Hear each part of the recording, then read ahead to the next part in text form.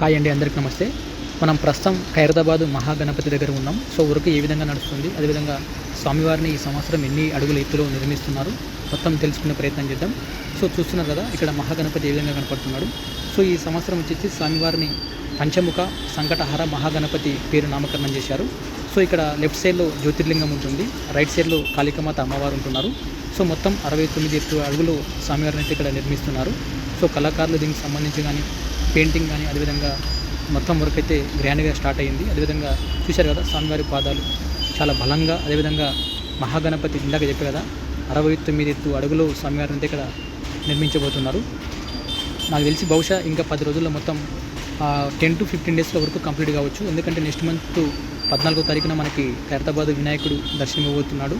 అదేవిధంగా టైం కూడా తక్కువ ఉంది కాబట్టి వీళ్ళు ఇక్కడ ఉండే కళాకారులు దానికి సంబంధించిన పెయింటింగ్ వర్క్ కానీ అదేవిధంగా ప్లాస్టింగ్ సంబంధించి కానీ మొత్తం వర్కౌట్ అయితే చాలా ఫాస్ట్గా చేస్తున్నారు. సో ఇందాక చెప్పే కదా, జ్యోతిర్లింగం స్వామివారికి లెఫ్ట్ సైడ్లో ఉంటుంది.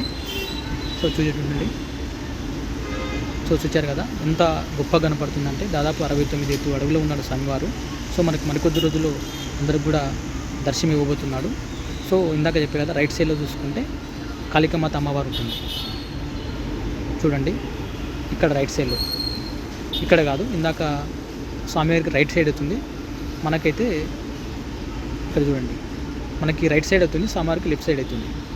సో కాళికామాత చూడండి, ఒక వ్యక్తిని కింద వాడేసి తొక్కి చూడండి చాలా గొప్పగా తీర్చిదిద్దారు.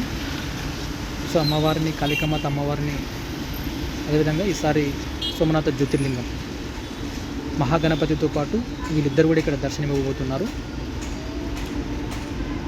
చూశారు కదా, ఇంకా 10-15 రోజుల్లో మొత్తం వర్కౌట్ మొత్తం కంప్లీట్ అయ్యే అవకాశం ఉంది.